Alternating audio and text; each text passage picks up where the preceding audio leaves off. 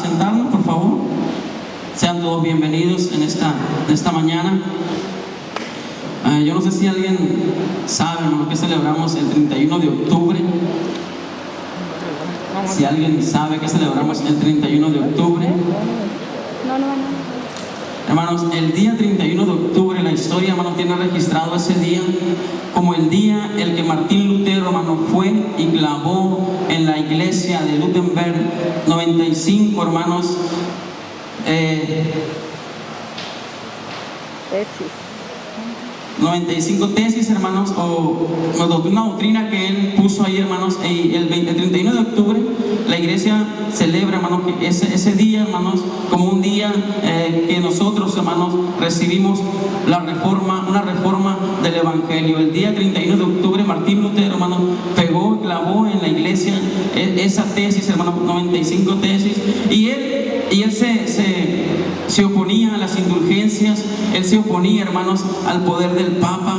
Él pidió a Dios la iluminación, la revelación, y el Espíritu Santo le reveló que las indulgencias y que el poder del Papa no tenían autoridad sobre la salvación de ninguna alma. Y él, hermanos, buscó en la Escritura y encontró esta Escritura, y él dijo, dice, no se necesitan indulgencias, no se necesita el poder del Papa, lo único que se necesita es la fe en Jesucristo, la fe en el Hijo de Dios. Y hermanos, él empezó a hacer una reforma en la iglesia universal, y ahora nosotros somos esa reforma, hermanos, esa iglesia protestante, esa iglesia que sabe que lo único que le puede dar la salvación es la fe en Jesucristo, la fe en el Hijo de Dios. Y este pasaje que leímos es la columna vertebral de la doctrina cristiana, hermanos. Leíamos en el verso 16, porque no me avergüenzo del evangelio, porque es de Dios para salvación a todo aquel que cree, al judío primeramente y también al griego. ¿Usted alguna vez se ha avergonzado del evangelio? ¿Alguna vez usted se ha avergonzado del evangelio de Jesucristo? ¿Alguna vez usted ha sentido vergüenza de que algún amigo, de que algún familiar, de que algún vecino lo vea con una Biblia, lo vea entonando alabanzas? ¿Ha sentido vergüenza alguna vez en la vida por el evangelio de Jesucristo? Dijo un predicador hace tiempo aquí, no me lo digan, contéselo en su corazón, dijo. Pablo dice, porque no me avergüenzo del evangelio de Jesucristo. ¿Por qué Pablo tenía que avergonzarse del evangelio de Jesucristo? ¿Qué causas había o qué motivo podía haber para que el apóstol Pablo sintiera vergüenza por el evangelio de Jesucristo? Pablo estaba llegando a Roma, y Roma, hermanos, era una depravación moral. En Roma estaba Nerón, el emperador ahí, hermanos, una moralidad grande que había en Roma. Predicar el evangelio en esa situación no era algo fácil para el apóstol, hermanos, porque era una ciudad poderosa militarmente, era la ciudad que reinaba, el imperio que predominaba en ese tiempo. Para Pablo ir a predicar en ese lugar el evangelio de Jesús, tal vez no era algo fácil, hermanos. Pablo también, acuérdense que la nacionalidad de Pablo era judío, hermanos, y los judíos estaban sometidos bajo el imperio romano. Entonces era una persona, hermanos, que no se le tenía muy bien vista a los judíos por el imperio romano. Y aparte iba a predicar un mensaje que hablaba que un varón judío murió en una cruz y murió por todos los hombres. Y no que solamente murió por todos los hombres, sino que también resucitó al tercer día. Y no solamente que resucitó al tercer día, sino también que eso era la prueba y la señal de que él era el Hijo de Dios. Ahí estaba la ciencia, ahí estaba la filosofía, ahí predominaba todo en el imperio romano. No era fácil para el apóstol Pablo ir y pararse en un lugar y predicar que Jesús de Nazaret, aquel joven que había nacido en un pesebre, había dado su vida por toda la humanidad, y que había resucitado al tercer día, y que no solamente eso, sino que era el Hijo del Dios Altísimo. No era fácil para el apóstol Pablo pararse en aquel lugar y predicar el evangelio de Jesucristo. Pero ¿sabe qué dijo Pablo? Yo no me avergüenzo del evangelio, porque es poder de Dios, porque es el poder de Dios para la salvación a toda la humanidad. Por eso no me avergüenzo del evangelio, porque es potencia de Dios para salvación. Aleluya, porque en el evangelio, hermanos, está la salvación de la humanidad, la salvación del hombre. Ahora Dios, hermanos, en su soberana autoridad, el poder de Dios se estaba manifestando ahora en un mensaje de buenas noticias. En el Antiguo Testamento usted podrá ver que la maldad de los hombres llegó hasta la presencia de Dios, pero halló un hombre gracia delante de los ojos de Dios y le dijo: construyete un arca, el arca de la salvación, y métete tú, tus hijos, tu esposa y las esposas de tus hijos. Mete tu familia al arca de salvación, porque yo voy a destruir todo esto. Y sabe, aquel hombre metió su familia en el arca de la salvación y él pudo sobrevivir, porque Dios destruyó todo lo demás. Pero ahora en este nuevo tiempo, hermanos, ahora en este nuevo tiempo Dios ha demostrado su poder. Pero ¿sabe cómo lo ha demostrado? De una forma amorosa, entregando a su Hijo a morir en una cruz por cada uno de nosotros, porque nosotros éramos ese Barrabás que necesitaba ser crucificado. Nosotros merecíamos la cruz, nosotros éramos Barrabás, ese hombre que merecía la muerte, pero Jesús puso su vida por nosotros, hermanos, para expiación por el pecado. Ahora Pablo estaba ahí en ese lugar y el Evangelio es poder de Dios para salvación. Ahora Dios demuestra su amor, su poder, pero de una forma amorosa, al entregarnos a su Hijo Jesús en una cruz. Ahí está el poder de Dios en un Evangelio. Ahí está el poder de Dios en un hombre que puede llevar la salvación a una persona, a un pueblo, a una comunidad, a una familia. El Evangelio de Jesucristo, el Evangelio que predicamos, el Evangelio que profesamos, ¿sabes qué? Es el poder de Dios, es el poder del Dios Todopoderoso para la salvación de toda la humanidad. El Evangelio es poder de Dios, aleluya. El Evangelio es poder de Dios, es poder de Dios, es poder de Dios.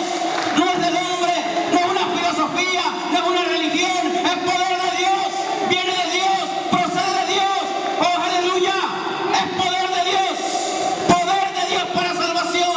Estábamos condenados, pero ahora Dios ha mostrado su poder y nos ha dado buenas noticias de salvación. Hay poder en el Evangelio que predicamos y es un Evangelio de salvación, aleluya.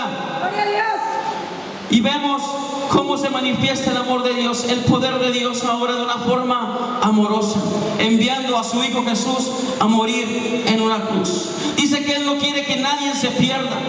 Él no viene a condenar a nadie. Él no quiere que nadie se pierda, sino que todos procedan al arrepentimiento. Él envió a su Hijo para que todos puedan tener la salvación, la seguridad de que van a estar con Dios por toda la eternidad.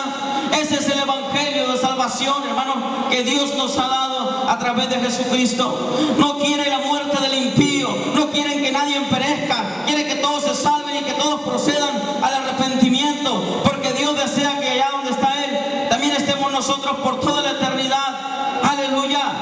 Gloria a Dios por ello, hermano. Bendito sea nuestro Dios. Ese es el poder de Dios, hermanos, para salvación. Aleluya. Una nueva palabra, hermanos, o una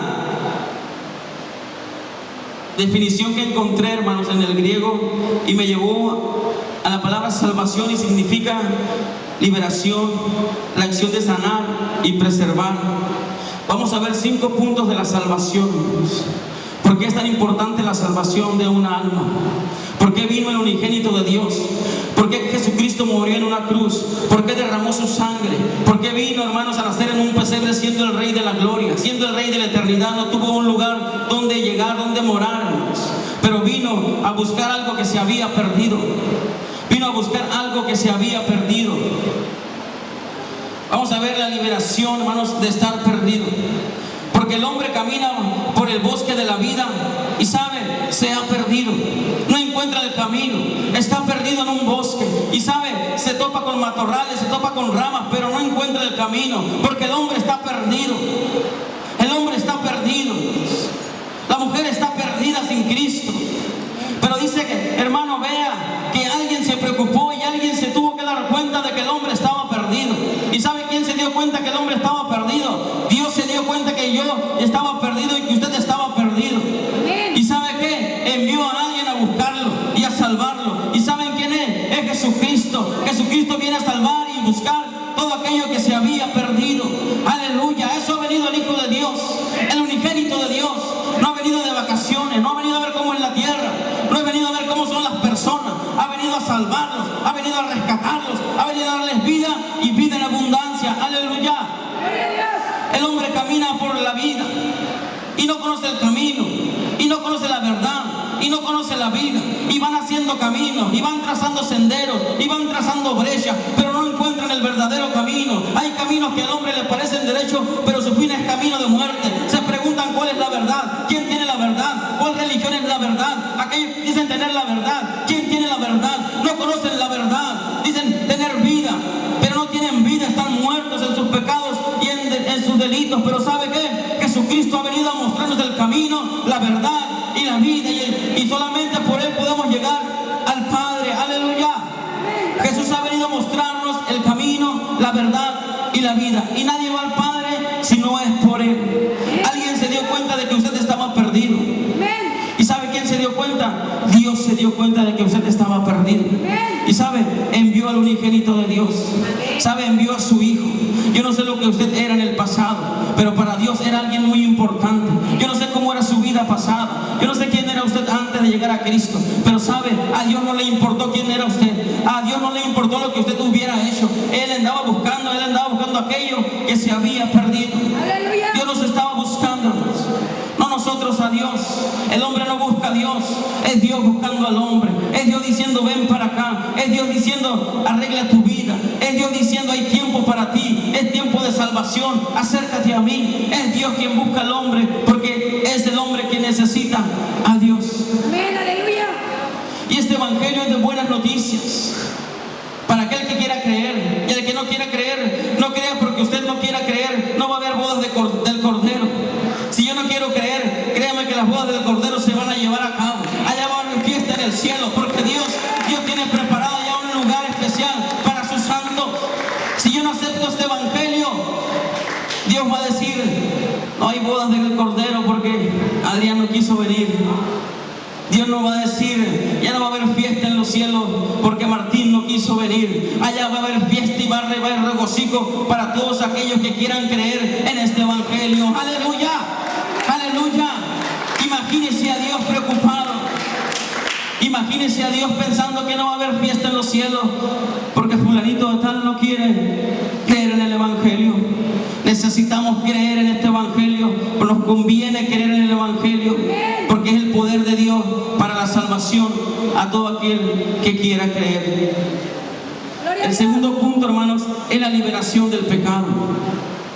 Dios viene a salvarnos, a liberarnos del pecado. El pecado es como un cáncer. El pecado es como un asesino silencioso. Parece que no pasa nada, pero al final produce muerte. Porque el salario del pecado, ¿sabe qué es? La muerte. Pero ¿sabe cuál es la dádiva de Dios en Cristo Jesús? Vida eterna. Aleluya. El pecado es como un cáncer que se mete en la persona y le empieza a consumir. Es como un asesino silencioso que está ahí. Parece que no pasa nada, pero al final terminará dando muerte. La ciencia, la tecnología hacen cambios, hacen trasplantes de corazón, de córneas, de hígado, de riñones, pero saben que no tienen un antídoto contra el pecado. Saben que no tienen una fórmula como curar el pecado, la lepra del pecado, el cáncer del pecado, porque sabe que solamente alguien se procuró, alguien más inteligente que el hombre descubrió el antídoto, descubrió la cura. ¿Sabe quién es? Es Dios.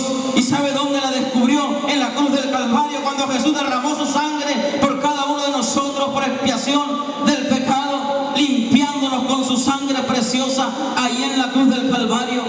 Amén. ¿Cómo es posible que el Cordero de Dios, el Hijo de Dios, el que no tenía culpa, el que era inocente, el que no abrió su boca, el que fue llevado delante de sus tranquiladores, enmudeció? Pero ¿sabe? Murió ahí para perdonar nuestros pecados, para que no fuéramos esclavos del pecado. Muchos judíos creyeron al Señor y el Señor les dice, si ustedes permanecen en mis palabras, serán verdaderamente mis discípulos y conocerán la verdad, y la verdad los va a hacer libres. Y dijeron, no Nosotros somos descendientes de Abraham, no somos esclavos de nadie. Pero yo digo que el que comete pecado es esclavo del pecado. Aleluya. El que comete pecado es esclavo del pecado.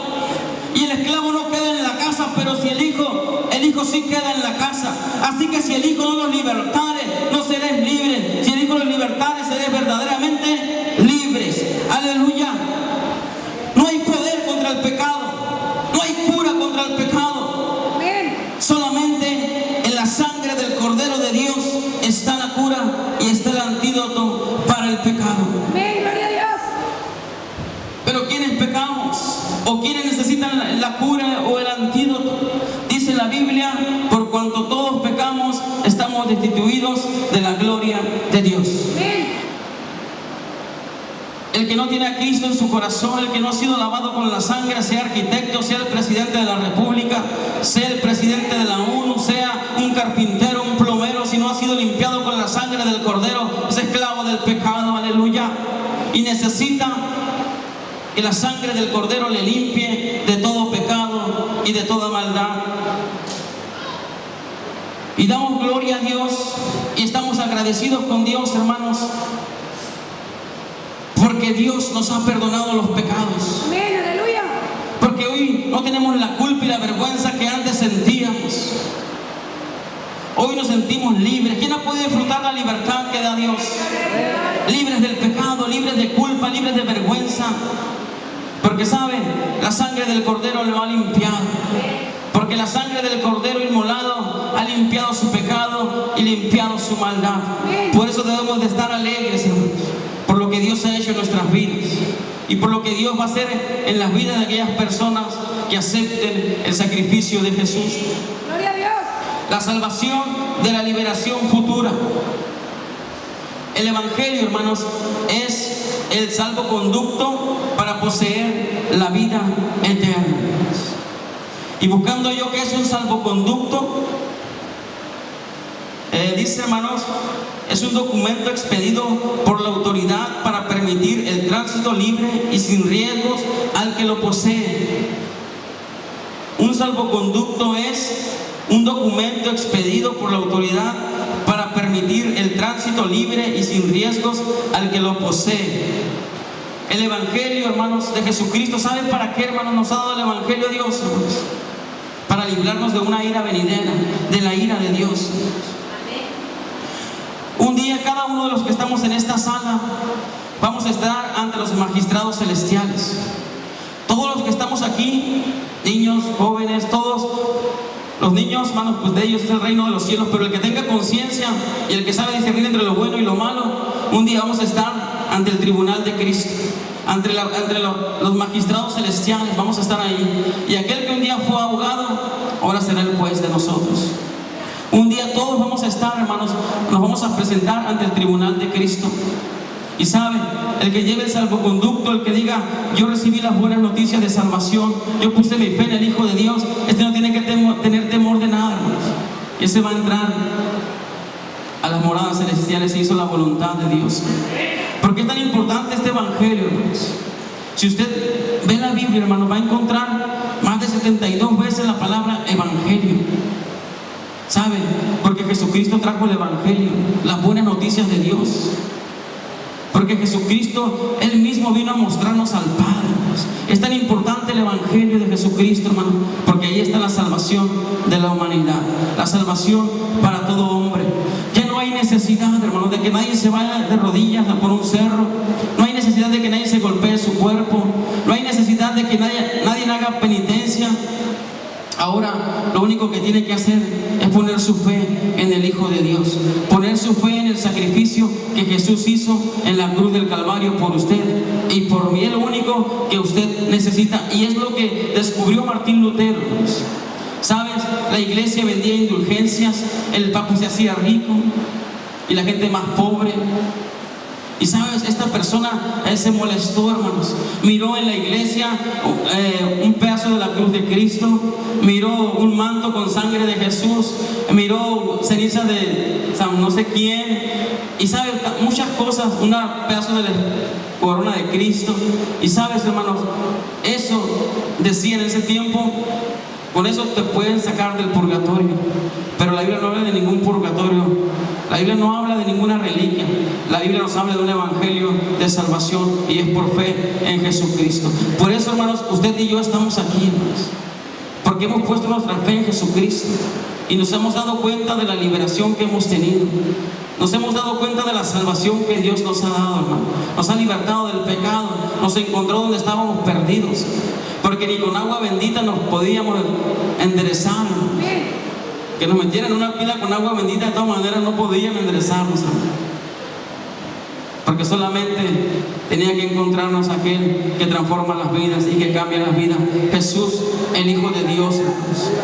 Por eso este evangelio es tan hermoso, hermanos. Y si usted alguna vez se ha avergonzado de él, o yo me he avergonzado de él, tengo que sentir pena, hermanos, porque es el poder de Dios. Fíjese, hermano, los reyes de la antigüedad tenían un tesoro valioso. Ellos se buscaban una vasija de barro para poner ese tesoro y para guardarlo, para conservarlo, ese tesoro. ¿Sabes? Dice Corintios, 2 de Corintios capítulo 4, verso 7, dice que ahora Dios ha puesto ese tesoro en vasos de barro para que el poder sea de Dios y no de los hombres. El tesoro más grande de Dios es el evangelio, y lo ha puesto en nuestras vidas en vasos de barro, hermanos. Ha puesto su mayor tesoro, un evangelio de salvación. Dice en 1 de Pedro 1:9, dice, obteniendo el fin de vuestra fe, que es la salvación de nuestras almas. Jesús dijo algo, hermanos. Si usted y yo pretendemos ganar el mundo, pero si nuestra alma se pierde, ¿con qué podrá pagar o cuál será el rescate que usted podrá darle a Dios por su alma? ¿Qué podrá darle usted a Dios que sea más valiosa que la sangre de Cristo?